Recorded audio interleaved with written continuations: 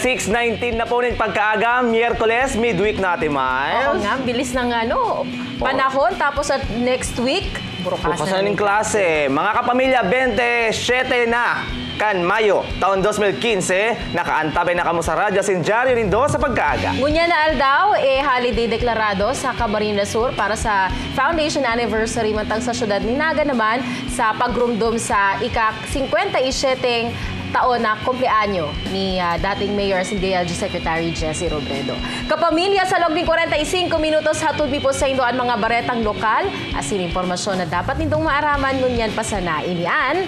Maray na aga, kapamilya! O yan na po special non-working holiday Ate Miles, ngunyan na aga, digdi sa Camarines Sur, pati po sa syudad nin Iriga asin sa syudad nin Naga. Kaya itong mga nagpipila sa NSO, may nagjaran pa Oo kung mapasirin ka mo sa mga ahensyas ni gobyerno digdi sa Naga o kaya po sa syudad din Iriga, mayo po yan trabaho. Special non-working holiday ini hulikan anniversary po kan Camarines Sur.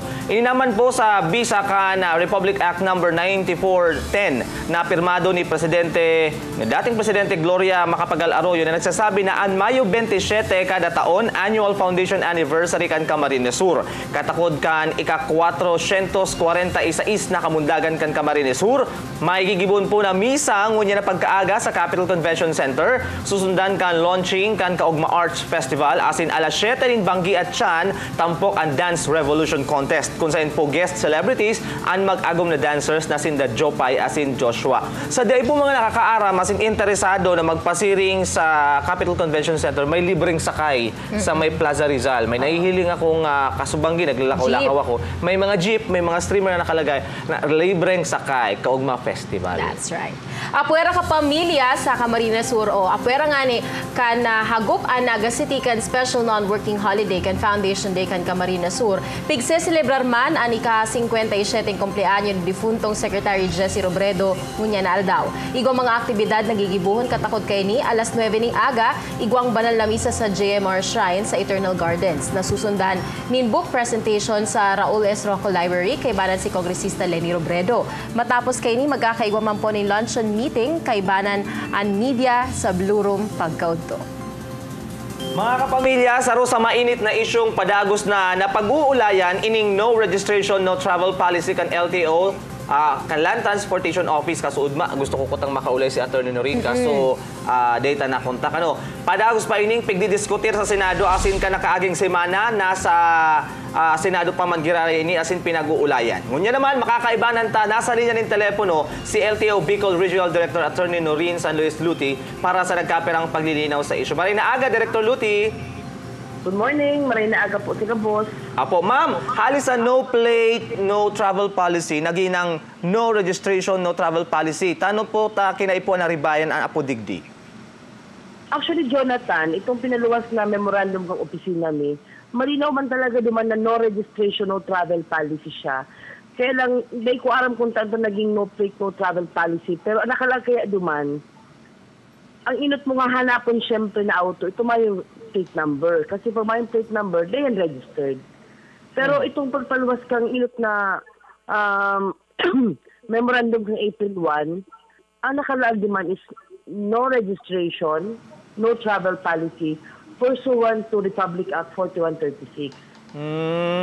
Oo. So, ano po niyan ang magiging sanctions sa no registration, no travel policy? May pagkakaiba po ini sa dati?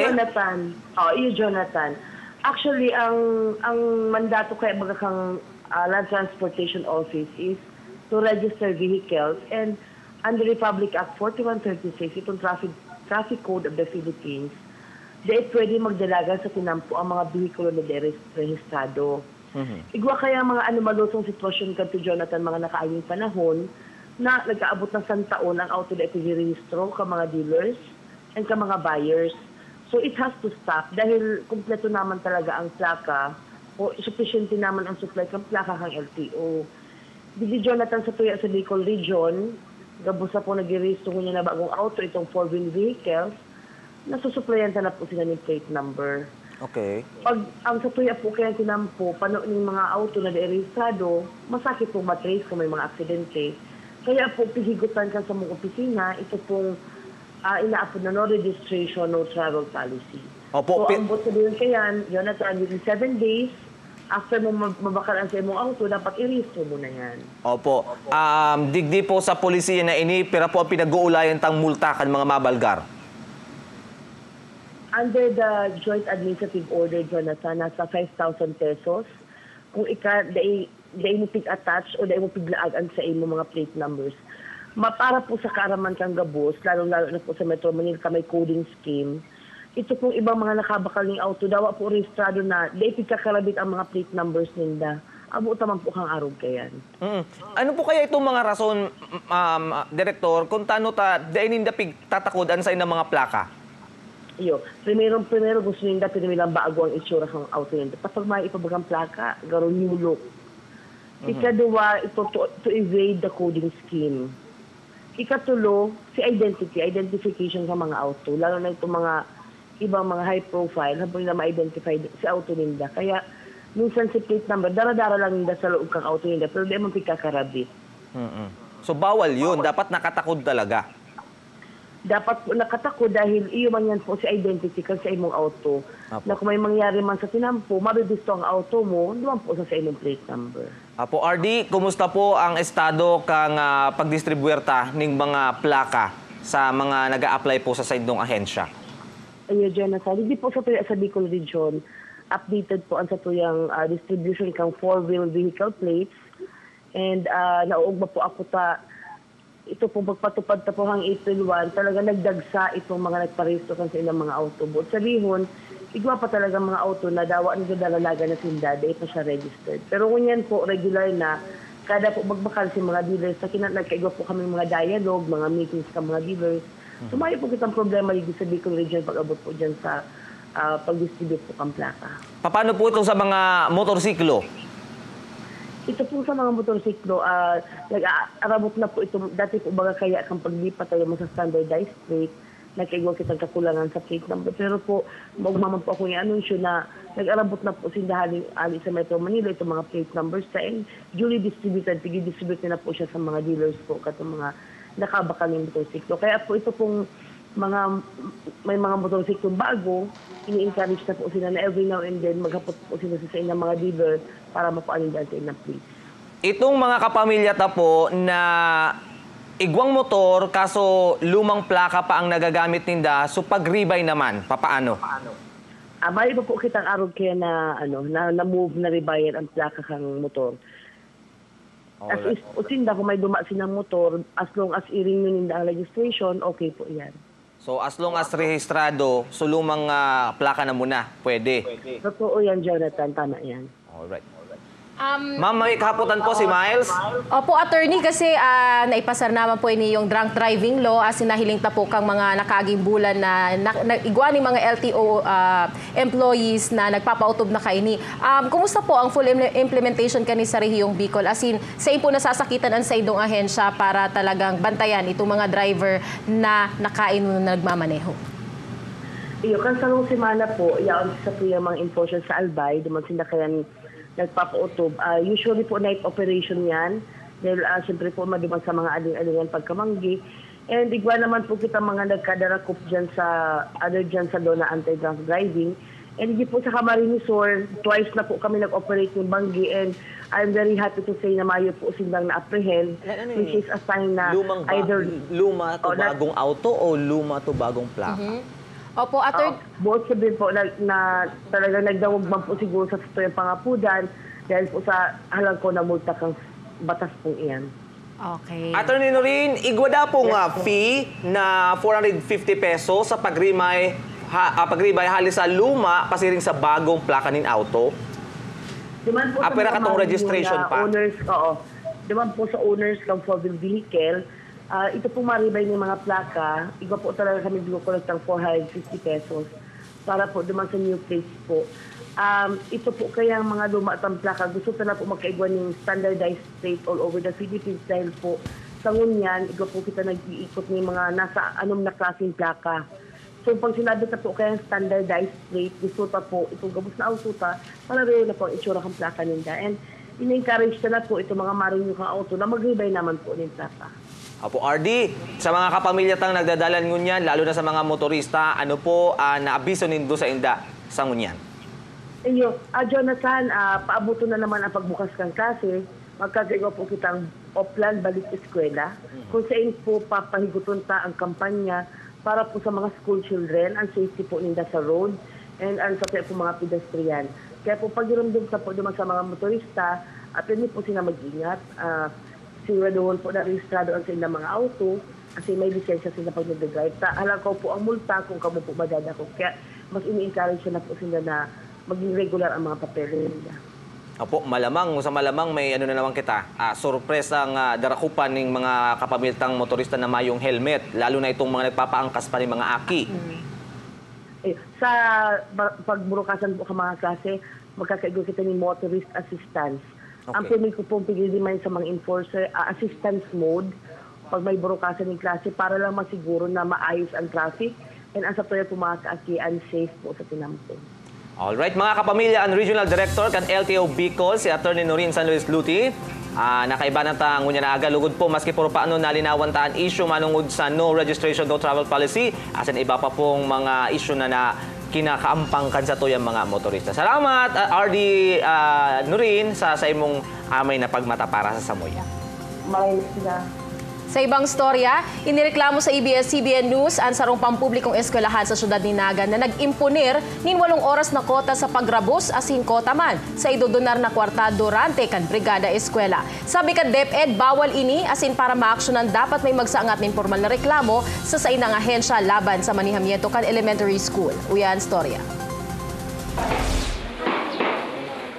Tranquilo para sa DepEd ang pagpapautob sa kudngunyan kan Brigada Eskwela sa syudad ni Naga. Sabi ni Division Superintendent Emma Cornejo, mayo ni anong reklamong naresibi ang iminokna nindang Public Assistance Center na bukas man para sa mga kahaputan sa pagbubukas na kan klase sa Lunes.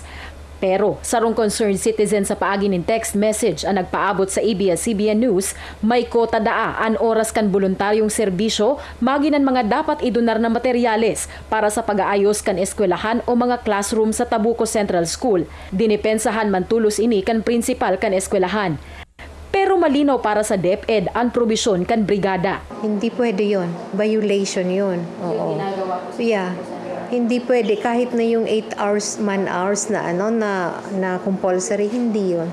Pigi-insistir kan DepEd sa diring desisyon kan magurang kung voluntaryong serbisyo o materyales ang sa indang partisipasyon sa brigada. Kaipuhan sana, formal na idulok sa indaan anumang reklamo o kahaputan manungod sa kondukta kan taunang aktibidad na ini.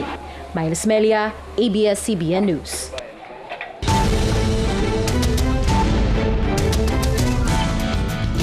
Kaya sa mga magurang, darawin doon sa DepEd ang reklamo. Tsaka pa nga po dun tayo sa mga magurang, Jonathan, na kapag nagpaapod ang sa ido eskwelahan, ning meeting, kay puan mag-atindir. Kasi dyan nagkakaigwa din ng misunderstanding duman sa magurang asin duman sa mga polisiya kang eskwelahan. Pero paano kung itong sinasabing bako lang dito sa sitwasyon na ini, pero parang sinasabi na compulsory pero daiman pala. Oo, pero dahil naman ginagabos na, na mga teacher tsaka mga paratuka, mga magurang na nagkukumplutan. Igo kayong mga PTA tsaka mga teacher na medyo nagkukumplutan. Oo, tugot-tulos. Aram naman talaga na dawa pa yan kung napag-ulayan sa PTA meeting sa General Assembly na magkaigwan ng compulsory na 100 pesos na contribution o 8 oras na pagbibrigada, bawal pa din nga.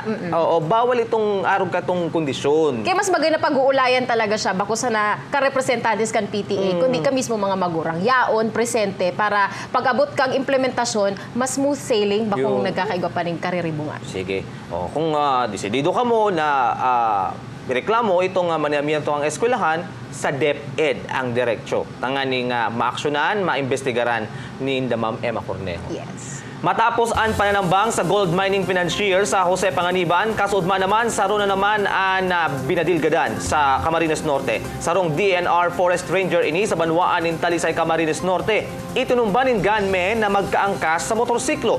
Detalye sa istorya ni Rona Nunez. Bulagta sa gilid tinampo ang 57 anyos sa si Romulo Persil, Forest Ranger sa Department of Environment and Natural Resources sa Camarines Norte. Halos subot ini sa harong sa banwaaning Basud asin pasiring kuta sa banwaaning Paracale luna din motorsiklo. Pag-abot sa barangay San Isidro Talisay mag-aalas 11 nin udto kasudma.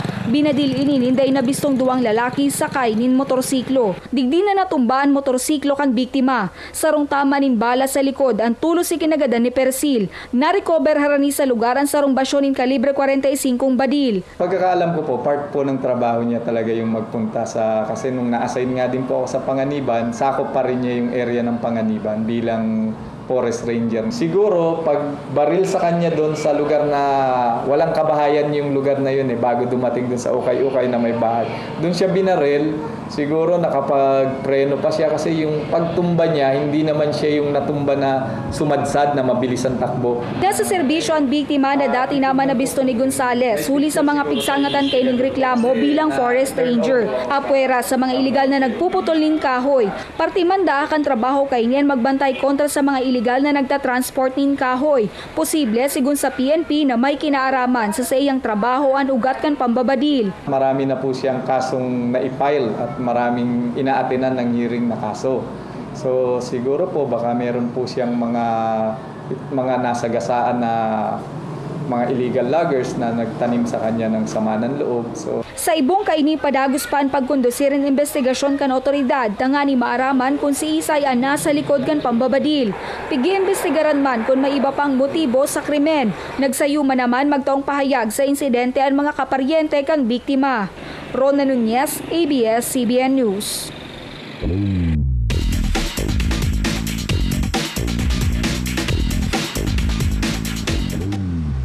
Shell fossils na pigtutubod ang milyong taonan edad na diskubre sa Kitinday Hills sa Kamalig Albay. Yan sa storya ni Eric Baldo.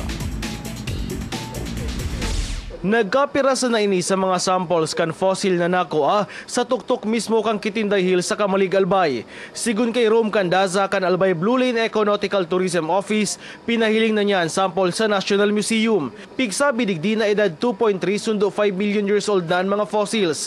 Posible man nalubog sa tubig ang lugar, milyong taon na nakakaagi alagad na iba dahilan sa aktibidad kan bulkan sa palibot. Since ang Bicol Peninsula is a volcanic area because we have a lot of volcanoes in Bicol. So ano ito, ang nangyari, may action ng lupa, volcano, ocean floor, umangat siya to form a hill. Nagtutubod man sinda na apwera sa mga fossils kan shell na nakuha. Posible subot na igwa pang mga fossils kan ibang mga sea creatures na makukuha sa lugar. Hindi natin alam, baka meron pang malaking sea creatures ng panahon dahil dati di ba bago magkaroon ng land-dwelling animals, merong mga sea-dwelling animals muna. Eric Baldo, ABS-CBN News. Ang tabay sa nakamo kapamilya, babalik pa ang dyaryo asin radyo nindo inian. Marinaga kapamilya!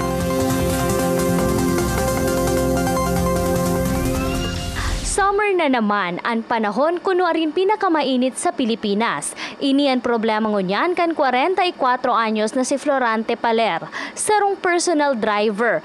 Huli kaya kan init kan panahon, manlain-lain ang sa iyang namamatian. Tulos niyang binaguan sa iyang lifestyle. Imbes na magtukaw sa iyang bakanteng oras, pigsabay niya sa iyang daily routine ang pag-eehersisyo. Sinabayan niya pa ininin pagkakanin prutas, arogan mangosteen, asin food supplement, gibo digdi. Bagamat nagre-reseta kami ng mga gamot to control the symptoms, gaya ng pagpababa ng blood pressure, naniniwala akong dapat mayroon pa rin tayong prevention para wag na silang atakihin ito. Ang Garcinia mangostana ay nakitang may properties to help lower down cholesterol and triglycerides at ganoon na rin ay nagpapabuka ng masisikip na ugat sa ating katawan. Tulos manahiling ni Florante ang pagbabago sa iyang resistensya. Sa ngunyan, padagos ang pagtumar ni Florante kan food supplement. Padagos man na nababawasan ang dating puro pirming pagkulog kan sa iyang payo. Mitch Villanueva, ABS-CBN News.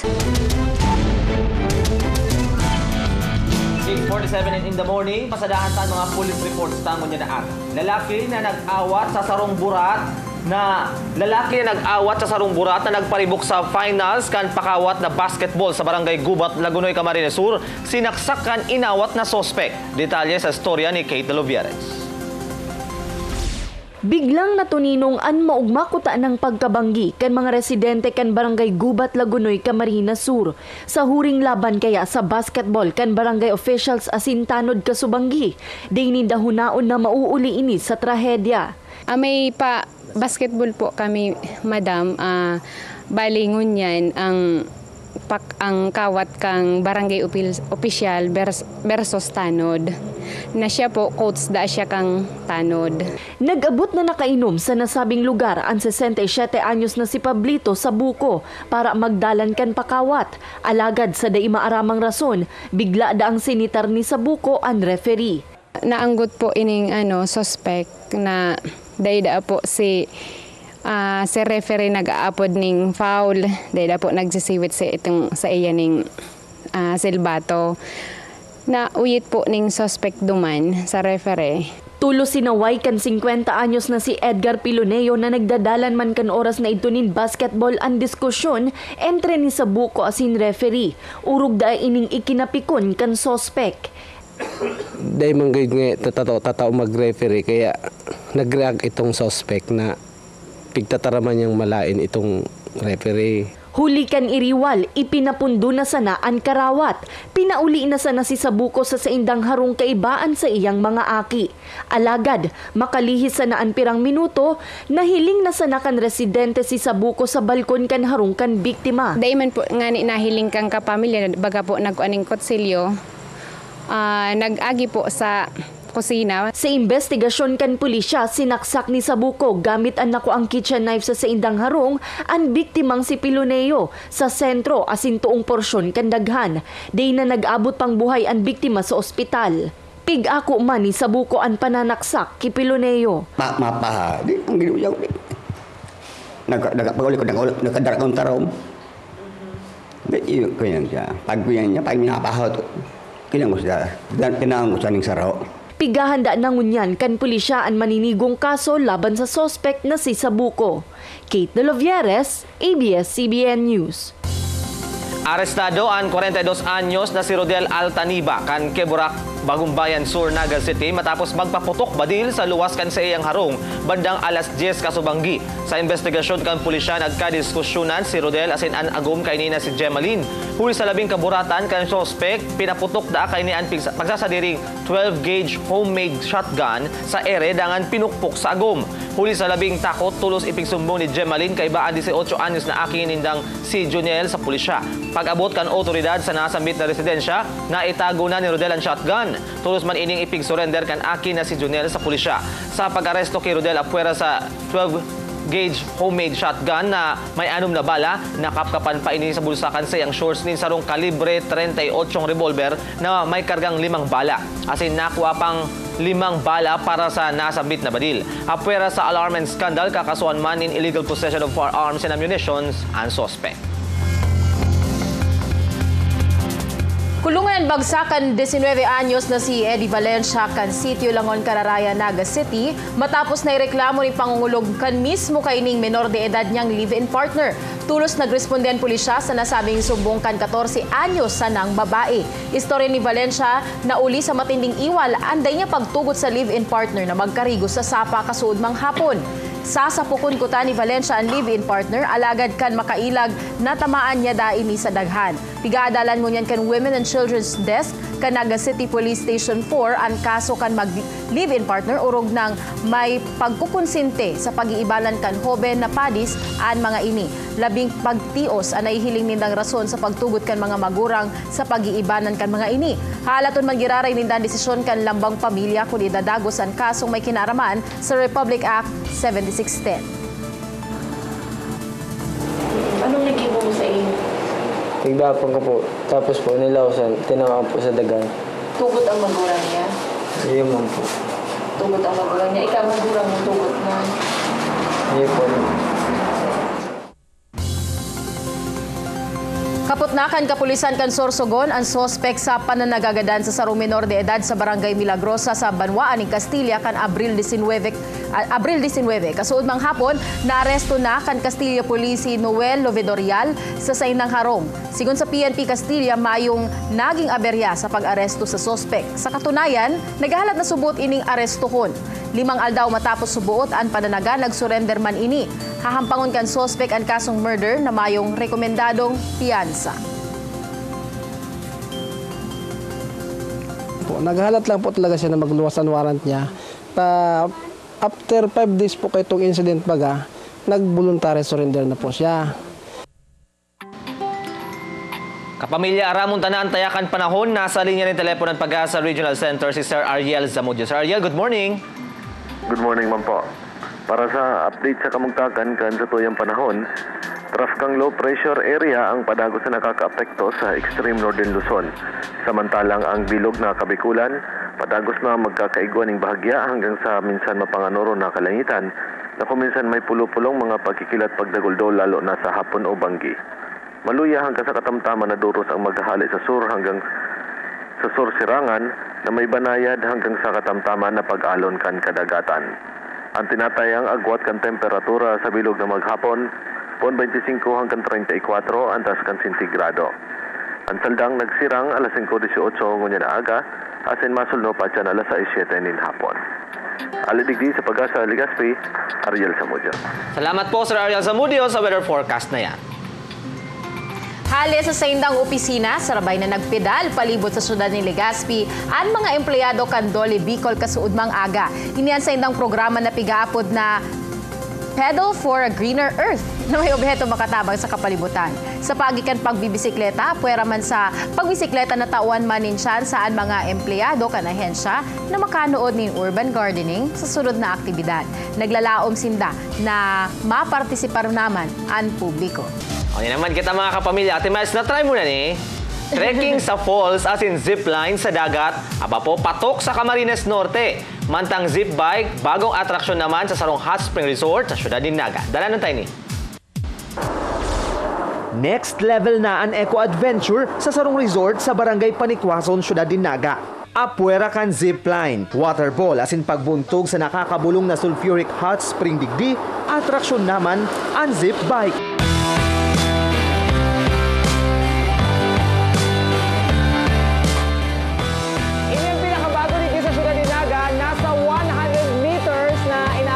Zip bike na pwede kung mauran, asin, mainit, araw mo niya na summer.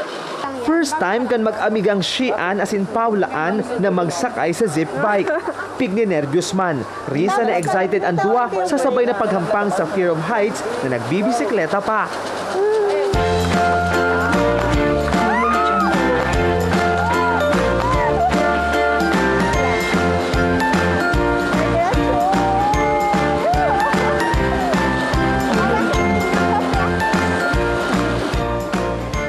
Stable po siya lahat po kasi meron siya nito para po hindi mahulog yung bike. At ito, tawag dito, turnbuckle siya para itulak yung cable dito para hindi siya madiskaril.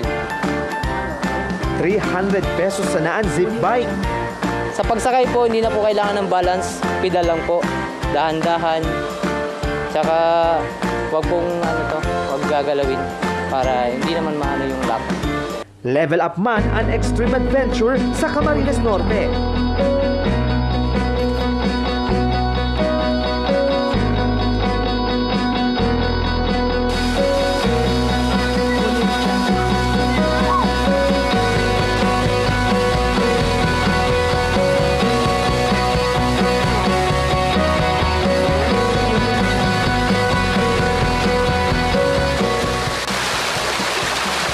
Sa Kapalonga, apuwer sa pag-trek pasiring sa mga falls.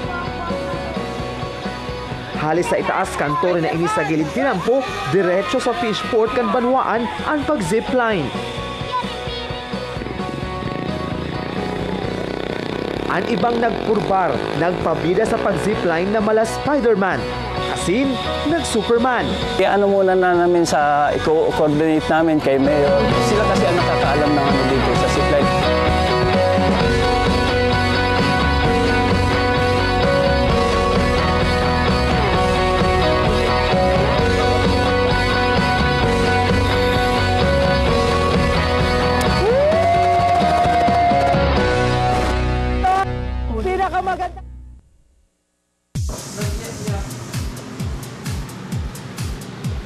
Sarap no. Punta kayo Kapalonga. Kinaya yung naka-yellow nung zipline sa Kapalonga. Awang-awa ako sa kable.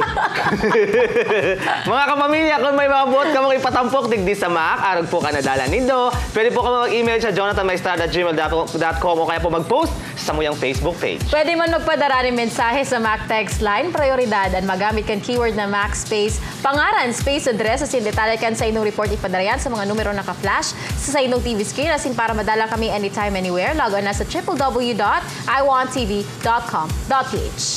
Ano oras na po mga kapamilya? 7:03 na po pagkaaga. Mapaaram na po kami. Sa aga naman, mag-ribarang kita sa login 45 minutos. Then baritaan, asin, o istoryahan. Tandaan na taong may malasakit sa kapwa positibo. Asin produktibo ang pagkaaga. Inian, Marinaga kapamilya! Ingat po!